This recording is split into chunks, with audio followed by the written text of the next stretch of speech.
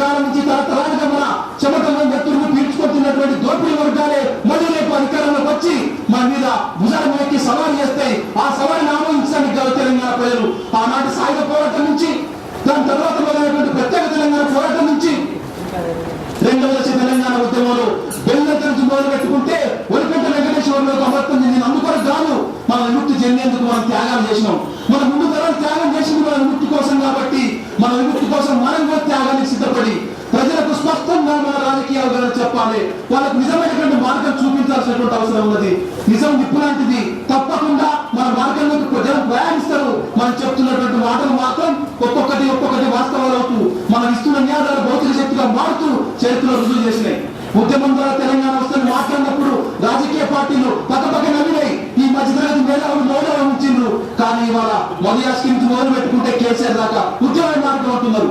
ఈ ఉద్యమ మార్గం పట్టించడానికి తెలంగాణ ఐక్య కార్యాచరణ కమిటీ ఆనాడు ఇచ్చినటువంటి ఒక శక్తి ఎటువంటిదో, ఈనాడు పార్లమెంట్ లో బిల్లు పెట్టండి అన్నా, లేదా ఆదివాసుల హక్కు బయ్యడం ఉక్కని మాట్లాడినా ప్రతి నినాదం వెనుక మన రాజకీయ అవగాహన తెలంగాణ సమాజంలో నడిపించడానికి ముందుకు తీసుకుపోతుంది ప్రజాఫ్రంట్. ఈ అవగాహన హైదరాబాద్ నగరంలో కూడా మనం అన్వయించవలసినటువంటి అవసరం ఉన్నది.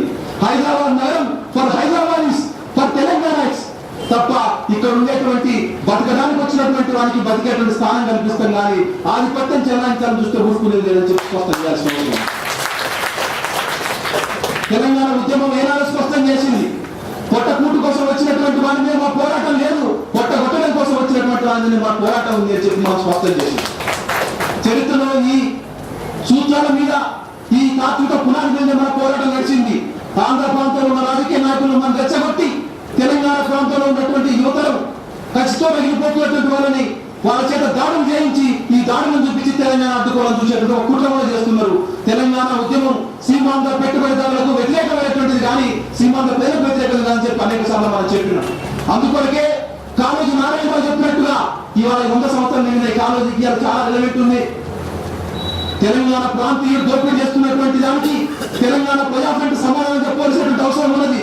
తెలంగాణ ప్రాంతంలో ఉన్నటువంటి ప్రజా సంఘాల పేరుతో చెల్లమవుతున్నటువంటి అనేక మిత్రులు, సిద్ధాంతపరంగా దారి తప్పిపోయి పాలక వర్గాలతో అంతరావుతున్నటువంటి వాళ్ళు, రకరకాల చిన్న చిన్న అవకాశాల కోసం వెంపర్లాడుతూ కొట్టుకుపోతున్నటువంటి తరం, వీళ్ళందరికీ మనం అప్పీల్ చేయాలి. మీకు ఎటువంటి తెలంగాణ కావాలి? ప్రజాస్వామ్య తెలంగాణ కోరుకుని ప్రజల అవకాశం నెరవేరుస్తారా, లేదా రాజకీయ పార్టీలో మీరు కూడా చిన్న చిన్న అవకాశాల కోసం పార్లమెంట్, అసెంబ్లీ, జెడ్పీటీసీ, ఎంపీటీ స్థానాల కోసం వెంపర్లాడుతూ వాళ్ళకి ప్రజలకు ద్రోహం చేస్తారా? మనకు అమలు అందించినటువంటి వారసత్వం ఏందని చెప్పి ప్రశ్నించి వాళ్ళందరినీ ఉద్యమ మార్గంలో తీసుకురావాల్సినటువంటి అవసరం ఉంది.